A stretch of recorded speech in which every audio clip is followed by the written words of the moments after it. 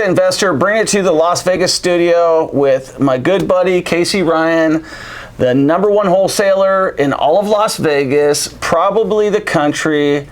I'm gonna brag for you a little bit.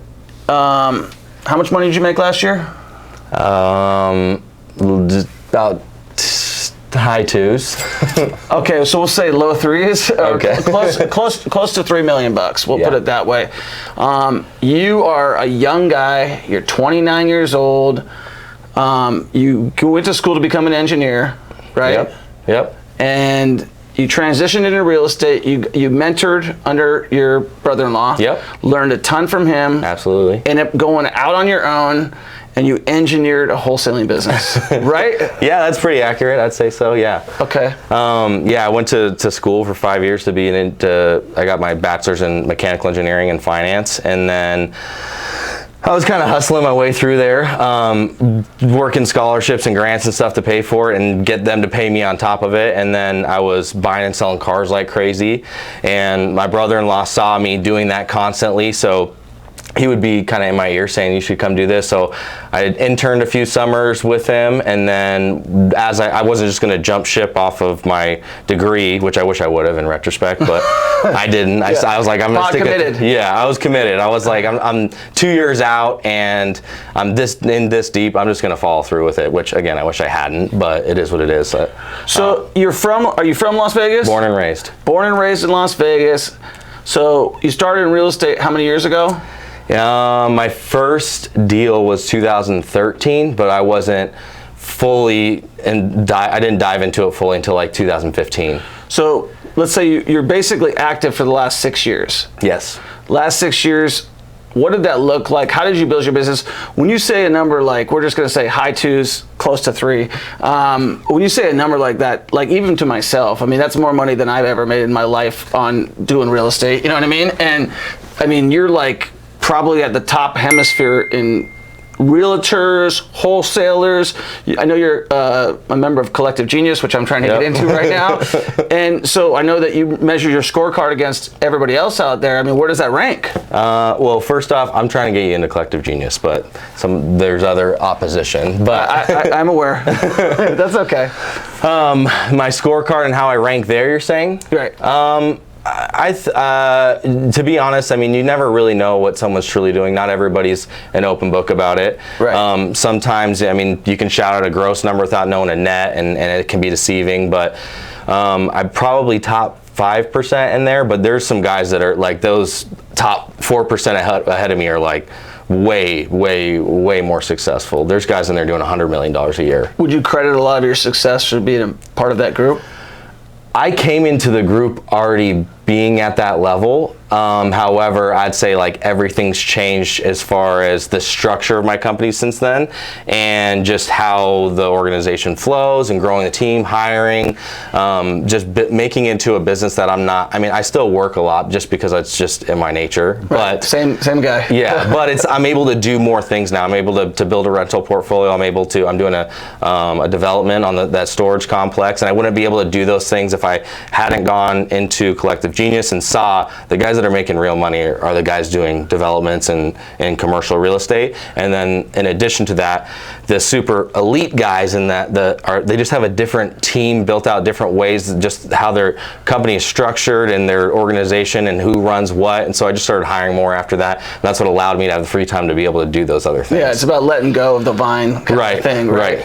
So let's dive right into it. Make sure you guys hit the like button. Make sure you subscribe. If you got any comments, we'll do another video with Casey. We're going to get right into it right now. First of all, congratulations on your baby girl. Thank you. Yeah. Did it change your life? It truly, yeah, it did. I feel like this is where my life really begins, because I mean, success is great. You know, you've experienced it for forever, probably a decade longer than I have at least.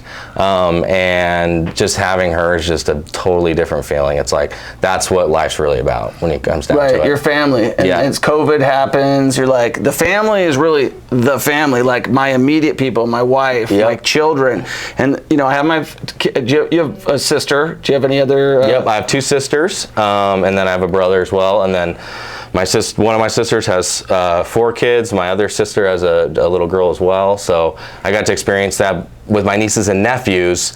And then once you have your own, everybody always says, there's no way to describe it really unless you experience it. So are you going for more? Yeah, I'm going. I mean, maybe we're thinking like 15, 16. I should have started like. Dude, I love it. Yeah, you got like a bunch of like workers, right?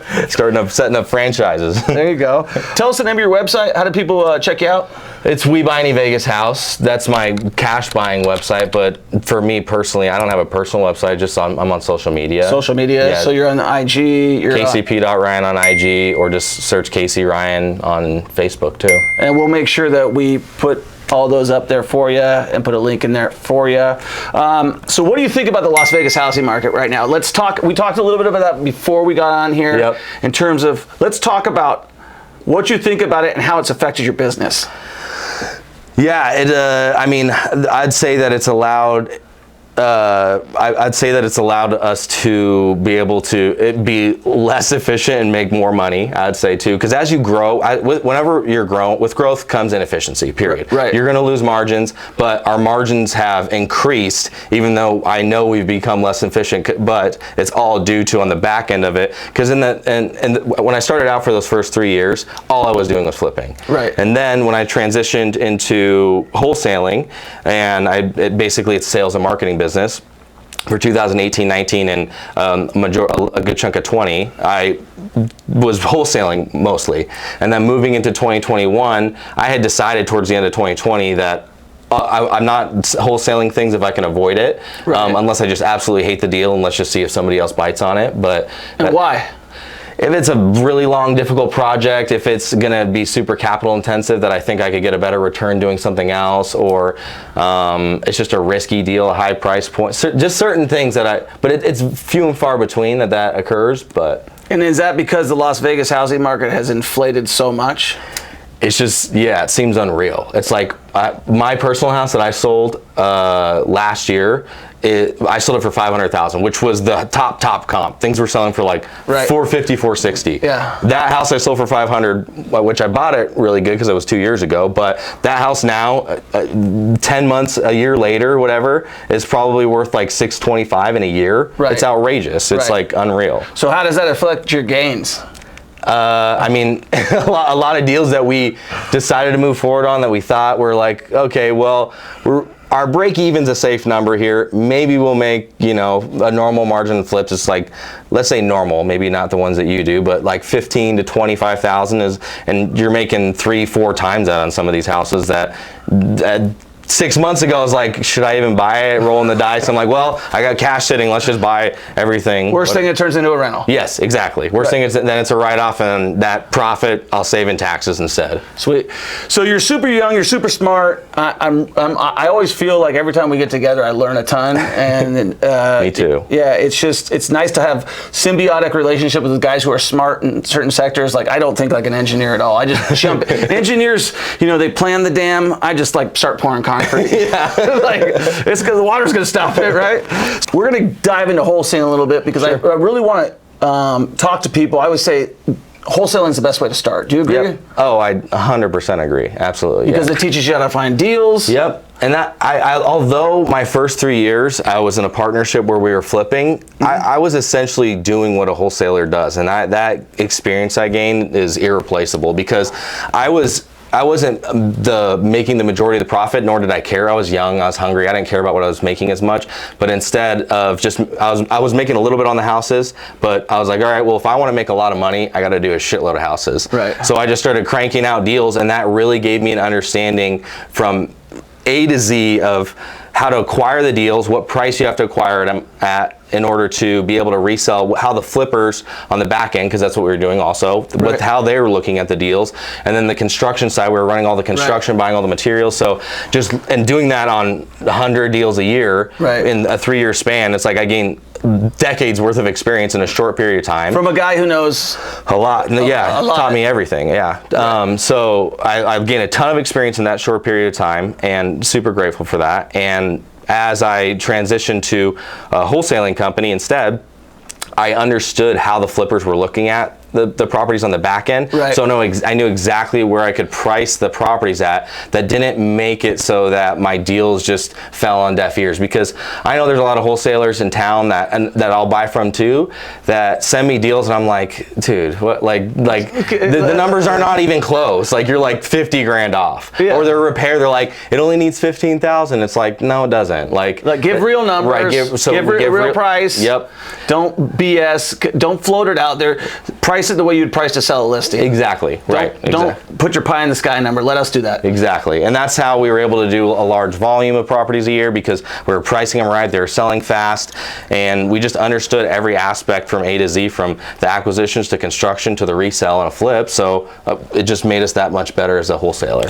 So if you're telling somebody to get started, would you say go mentor with someone? Yeah, absolutely. Because that's what you pay your dues first, for sure. Pay your dues. Yep. Right. Don't expect it to happen overnight. Yeah, and don't get me wrong. There's a lot of success stories that did happen overnight, and I found a lot of success quickly too. But I definitely paid my dues. But you'd be generalized as an overnight success if people didn't see what you did for the first 4 or 5 years. Because they're like, oh, where'd this guy come from? Exactly. Yeah. But he was out. Nobody saw him coming. Right. I just wasn't out there talking about it really. So. Right. You were doing it. Yeah.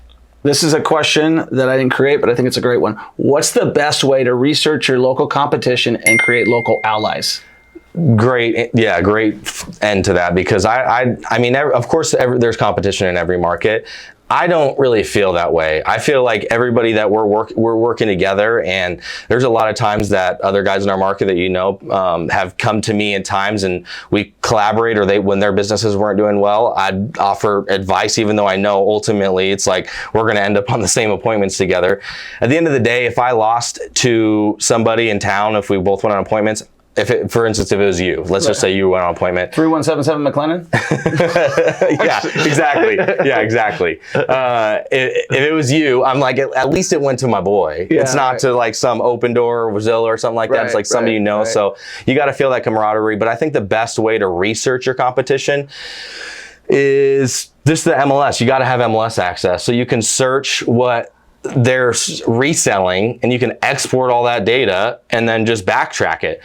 Reverse engineer. That's what I used to do that all the time in the beginning. I would go pick the top 10 guys. I'd pull every deal they did. If it's not on the MLS, I'd pull it from the county recorders too. I'd get all that data together and I'd reverse engineer it. I'd say, okay, what's the ideal property avatar? Okay, he's buying houses that are 1,564 square feet on average, which then you just go range up and down.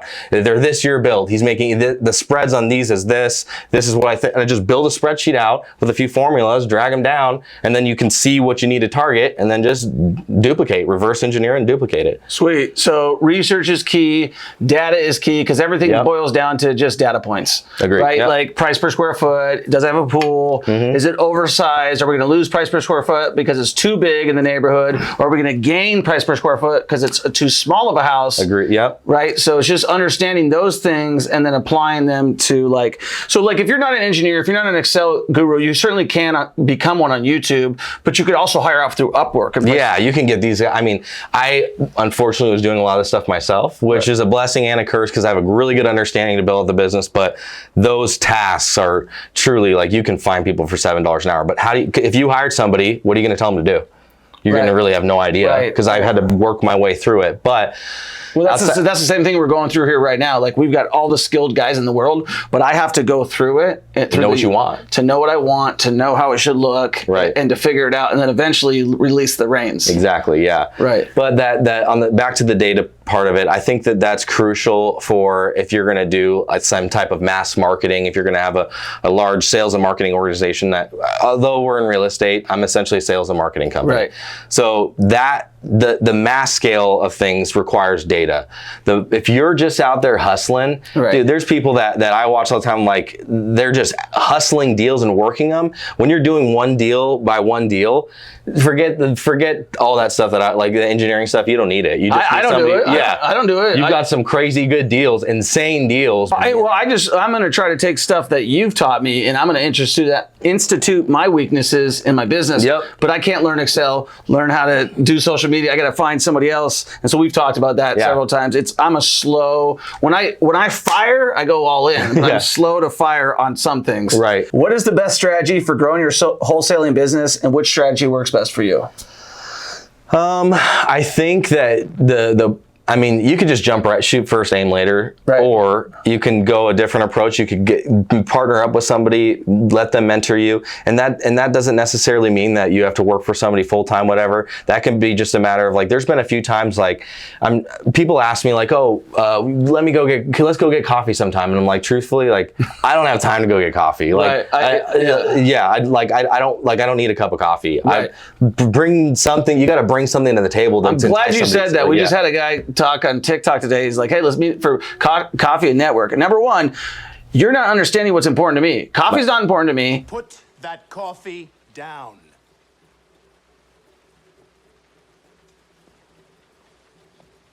Coffee's for closers only. Time is important to me. Right. And you're going to take that my time. hour for a $4 cup of coffee? Yeah, like, no. Bring me something. And not a cup of coffee. Not a cup of coffee. Bring me a deal. Value. Yeah. Bring me a deal. And that's, I'm glad we talked about that, because we're actually launching a contest like Friday where I'm going to, anybody anywhere, I'm trying to grow my audience. So anybody anywhere, I will coach them, help them find the deal, and split the profits with them. Yeah. I'll fund everything. I'll do everything. And the whole point is to grow our audience, to show people, hey, listen. And then all of our video content is going to be leading up to that. How to do this, how to do this. So yeah, and so there's been a couple times where I had a friend, one of them from Collective Genius was like, hey, I know this guy, he's coming, he's a young guy, he's a young kid, he's in the military, and would you do me a favor? And then I'm like, okay, that's a different scenario. So I do that. He's like, trust me, it's not a waste of your time. This guy's a hustler, I promise. Right. So I go meet and have coffee with him, and I'm like, okay, I got 45 minutes, and let's not talk about like generalities of the business, because he kind of had a good understanding. I'm like, let me just show you everything right now, because I have 45 minutes to show you what I've built in 5 years here. And I go and I let him do it. And this guy brought me so many great deals. He bought me this mobile home that I bought for 15 grand, and I sold for like 175. We split the profits on it. Right. But I was like, yeah, I'm like, dude, I told him, I'm like, dude, that's one of the best deals as far as your ROI on it. Maybe not gross profit. Gross profit was great too, but the ROI on it was outrageous. Well, I got a different situation. Yeah, I got a guy named Dylan. Like, my people say, this guy stopped by the office, he wrote his name down. I'm like, he's either crazy or he's got a deal. Okay. And he heard me on Ryan's show. And is it Dylan T? What's his last name? Tettermeyer? No. It's like a Chuck or something like that. Okay, gotcha. All right, the kid that I'm talking about, his name's also Dylan. Oh, really? Yeah. Hopefully it's not the same guy. Yeah. We'll talk about that later. How do you find motivated sellers? How do you find motivated sellers? I think... Let's talk about how you do it, because you have a very interesting way that we really need to dive into. You're a data genius. Yep. So let's talk about how you find motivated sellers. All right, so how do I do it? I basically, because the data mining or like processing all that data is very time intensive, and it's tedious and it's not fun. It's a chore, but it has to be done. So instead of constantly having to do that every single day, every month, and constantly pulling lists, I just went down the county. I got I went down to the county, I bought a CD, I got every single parcel number that in Las Vegas or Clark County, right? And then I basically took that data, filtered it down to basically 680,000 records of parcel numbers, right? And then I took a bot. What was that based on? I took out like different counties like Moapa, Mesquite. I removed all that junk data. Then I took houses that were over, I would do some bigger houses, but if I'm mass marketing, I'm not going to do a 4,000 square foot house generally. So 4,000 and under, this one, I'm assuming nothing 5 years old. Yeah, take out the VIP parcels for vacant land, take out the commercial properties. We'll separate those into a different file for later. Right. But take out all that stuff for the residential stuff, narrow it down, and that left me with like 400 and something thousand records. I found do you know what skip tracing is now? Yeah. So good data, if you're gonna skip trace it, like you're looking at anywhere from like 10 to $20. Yeah, $1. If you're going one-offs on TLO, they're $1. Yeah. You can get close to TLO quality data in bulk skip tracing. Not quite as good, but Which one do you like? I like going directly to the data providers. There's a bunch of companies that'll be like skiptracing.com, whatever, and they have an account with a monthly minimum with different providers, not TLO specifically. Like batch leads, do you use them? Yeah, I've used batch leads before, but a lot of these companies they have a contract to be able to get that data at 5-8 cents or something like that, depending how big their contract is, maybe 4 cents. Right. And like one of them is Delve Point, another one's IDI Core. Like but you have to like have them come to your office and make sure you have just like TLO. You have a secure setting that the data is not going to have access to other people, so they know where it came from if that happens. So I had a buddy who had a contract at the time with one of those companies, and he was getting the data was selling for like 15 cents or so a record, 13 to 15 cents, somewhere in that range. He was getting them at 5 cents. So I'm like, and he was also in Vegas. I'm like, hey, I scraped all this data, me and my brother. We took 4 or 5 different computers and ran them for 30 days, scraping the data to take that parcel number, because all it was basically parcel numbers and zoning codes, and fill in the rest of the data from a bot scrape. So it filled it all in. So now I had this massive Excel file, and then we took that and we skip traced. And then dump that, have those guys skip trace it, bring us a phone all at once. So I'm not skip tracing stuff every week, because when you pull the data, it needs to be in one format to market to. It needs to be one format to be skip traced. It's like you're reformatting stuff all the time. Why? How do you market? What do you mean? Oh, because it's all telemarketing, essentially. It's text message marketing, it's ringless voicemail, it's cold calling, and those phone numbers and names and addresses and everything too, you can upload into your Facebook and target those people as well based on their... Right, you can upload it through their target audience and then just... phone numbers, addresses, email address, and target those people. Right. Do you do that? Yeah. Okay, how well does that work? Honestly, Facebook has not been the best for me. You look at every single return that you're an engineer. Yep. Where's your best return? SEO and SMS. So SMS is text messaging. So text messaging and SEO search search engine optimization. And you've got the #1 ranking site for now. For now, I guess. I just messed with it. You got the #1 organic site. If you go to look to sell my house, you're beating home investors. You're beating everybody, right? Yep. Yeah. And that's a labor of love. It takes a long time to build. Yeah, it's not something that can happen overnight. And if you try to make it happen overnight, Google will blacklist you, and your website will. You basically got to start over with a new website. We're actually having our web guy come in right after you, and so maybe you guys can meet. He's a super smart guy. He actually got me #1 on my towing business. So he's got us, you can see we're growing a little bit. So now you were wholesale, you're a flipper, making huge amounts of money. That means you're paying huge amounts of taxes. So that's when we kind of were talking one day, and I was like, dude, what are you doing? I know. I'm like, dude, you're giving this money to the government. You're like, yeah, but I'm making great money. But I'm like, you can keep it. And then you got like fully engaged on that. I think you switched accountants with the same guy that I use, right? And so tell us about where you're at now.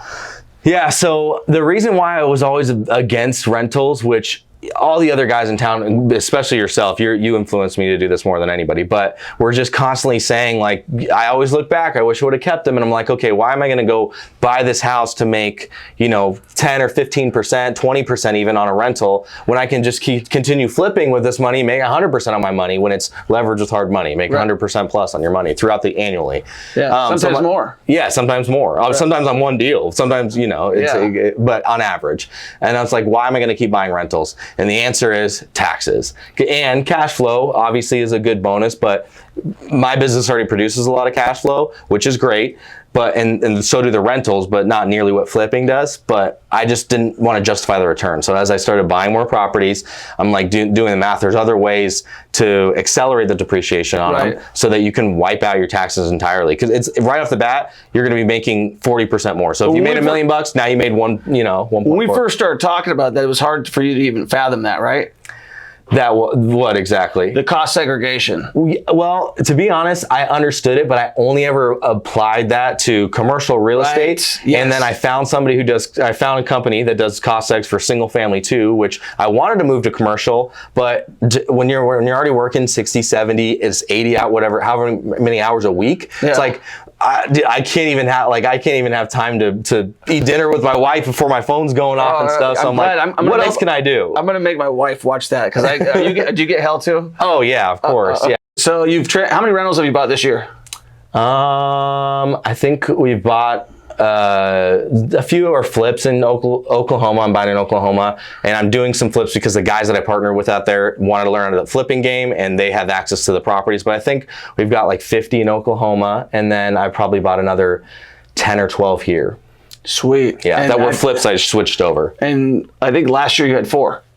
6. Thank you. But damn close, Yeah, right? yeah. Like, so you're just Cranking yeah. now, and you're going for how many homes? I mean, I want to get I want to try to get to 100 this year.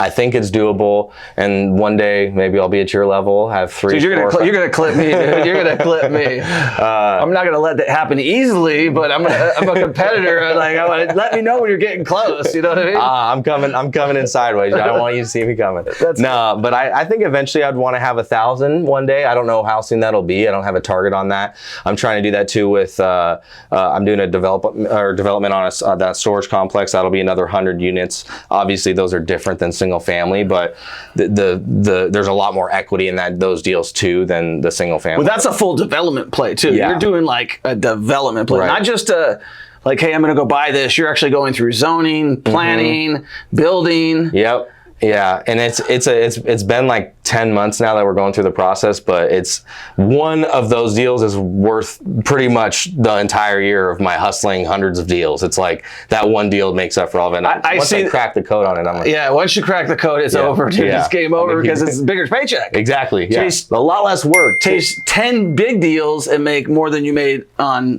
100 other deals. Exactly. Right. Right. Yep. How do you determine the value of a property that you're investing in?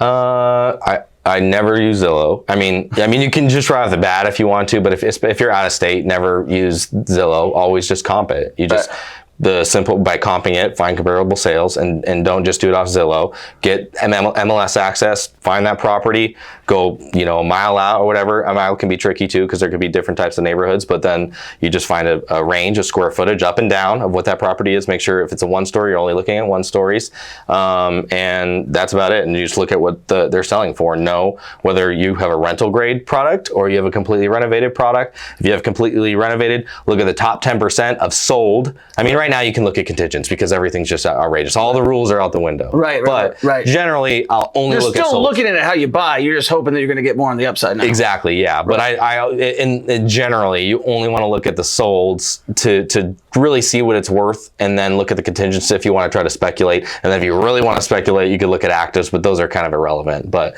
right now they're not. But anyway, so then you just go the radius and see what the top 10% of properties are selling for, and that's basically how you determine the value. So so is this going to be a monster year for you? It's going to be my best year yet, for sure. Wow. Yeah. So that means lots more properties. Are you buying any commercial properties right now besides that one? The development I'm doing, and then I also bought I'm in the process of buying an office building with an SBA loan. Sweet. Yeah.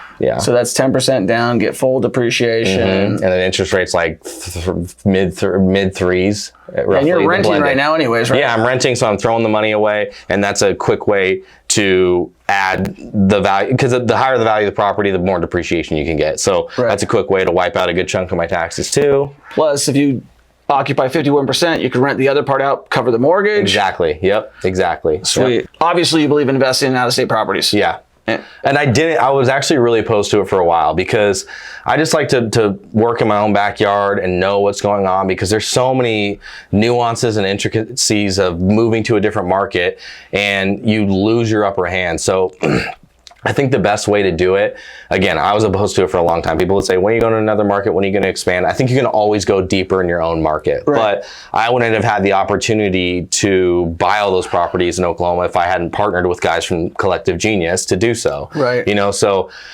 it's less important where and more important who's running it for you. Who's running the guys that I partnered with, he already has 170 rentals out there too. Right.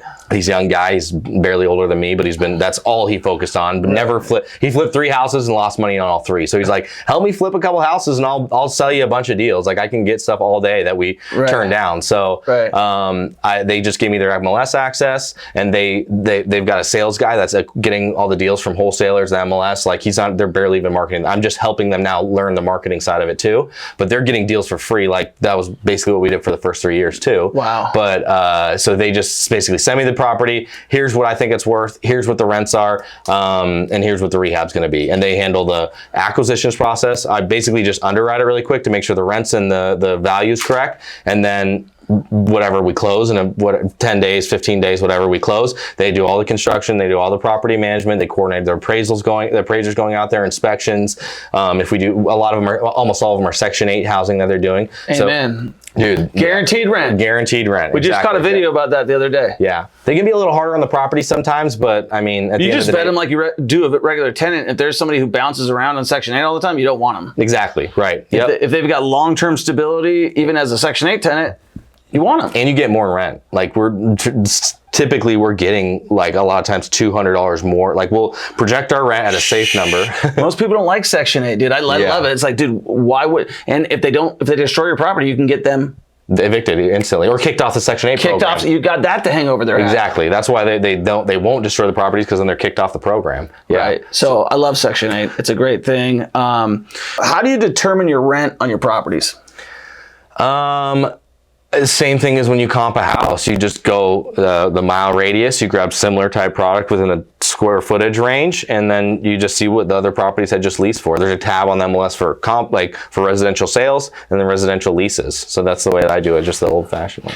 All right. So are rents going up or down right now? Insanely going up. Like especially here, they're appreciating even faster. Like I had a house that I was renting for like $1,100 or something, yeah, like $1,150. The tenant moved out, and she's been in for a year. Right. $1,100, $1,150. I just re-rented it for $1,485, and that's in 1 year. Right. Like that's insane. That's like 30-25% increase in a year. So I'm gonna abandon the script because we're almost at the end of it, anyways. But make sure you subscribe. Make sure you like. Make sure you do all that. Follow Casey on all his socials. Follow me on all my socials.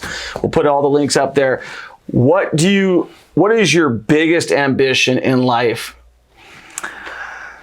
Business-wise? No.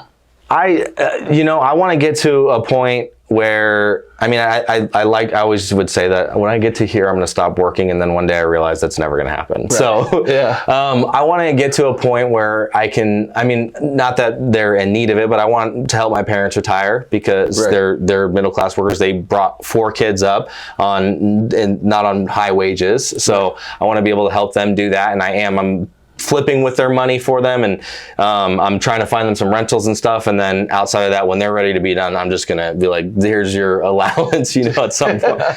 So the student becomes the parent, or the son becomes the parent.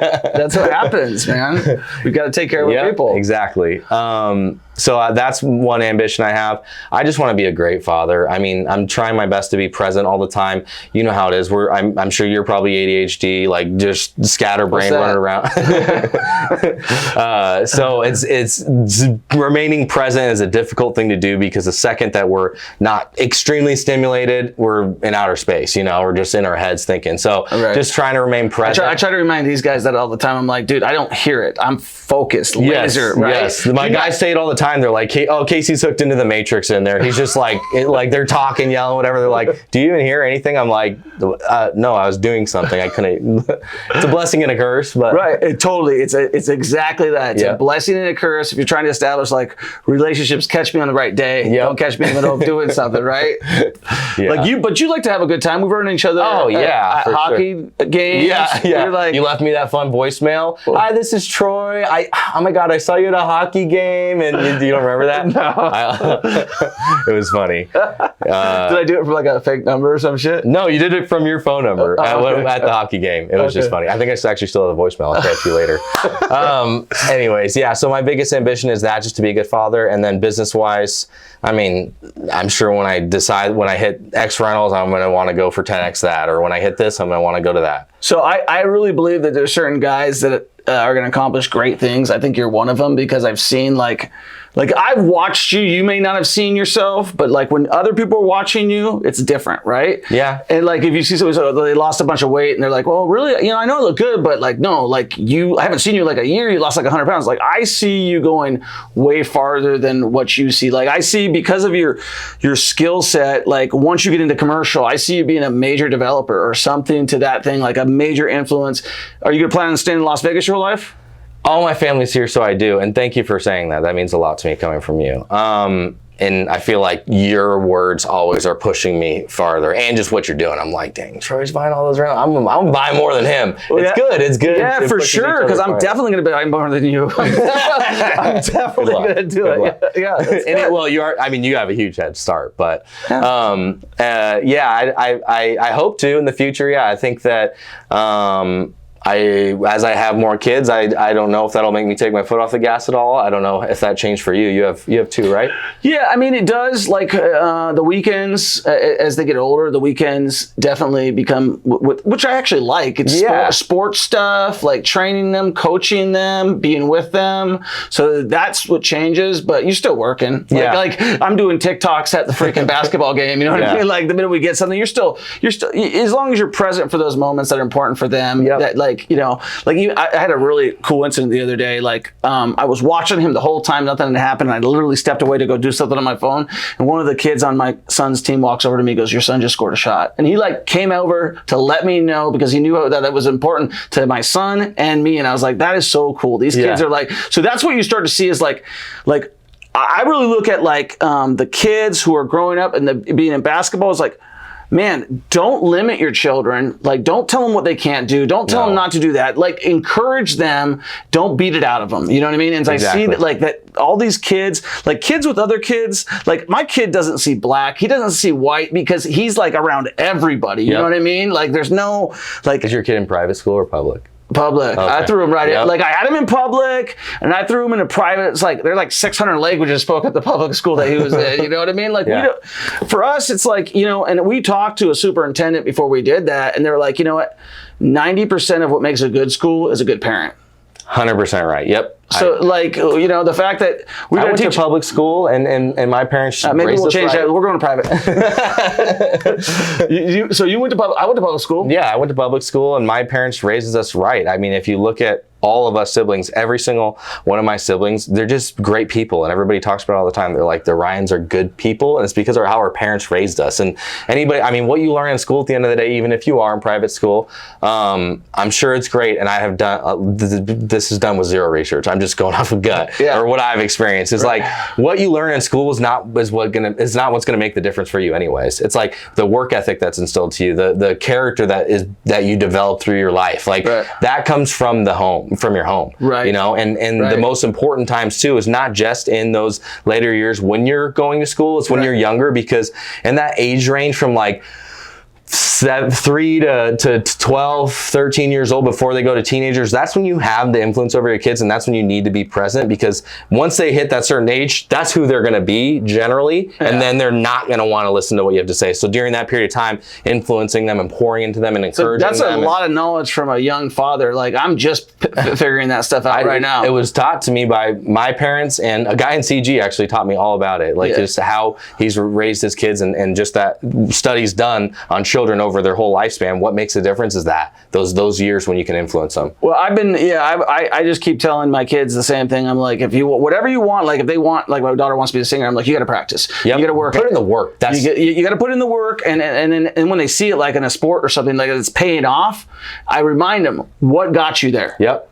What got you there? You know what I mean? It's just like, and so it's really cool. I'm glad you're going through that right now. Yeah. I'm super happy that you came on the show. Would you be willing to come back? Absolutely, of course. I would love to have you break down a little bit more. Like, I mean, I've seen it. None of these people have seen it, but like really your numbers. Like, maybe we'll come into your office and do like something that way, so you can like show us, and we'll blur stuff out and stuff like that. But just show us, because this guy has a machine. He's like the Henry Ford of wholesaling, dude. He has built like an assembly line. So, just closing out. Hope you like what we had to say. If you like Casey, make sure you follow him on all of it. You're on Instagram. Are you on TikTok? I'm not. I mean, I think I have one, but I don't have any Okay, videos. I think you should. Maybe we'll make one. Let's do one out here. So you're on IG. You're on Facebook. Are you on YouTube? Nope. Okay. I don't have it. So IG and Facebook, you can find him. He's got a LinkedIn account, I think I saw as well. Yeah, I have a LinkedIn. I mean, I have a few interviews on YouTube, but they're through various other channels. So he's a hot shot. He's gonna be doing a lot of stuff. No, I mean, true. It's not hot shot is not a bad word. Like I'm saying, like you gotta, you know what I mean? You're like a Steph Curry in the freaking wholesaling game. So thanks for coming on. Yeah, so anybody that wants to reach out to me, you can literally just text me on my cell. It's 702-824-7270. You can text me, send me if you have deals or you just want to reach out with questions. I help people all the time. Or just follow me on Instagram or Facebook. You can message me there too.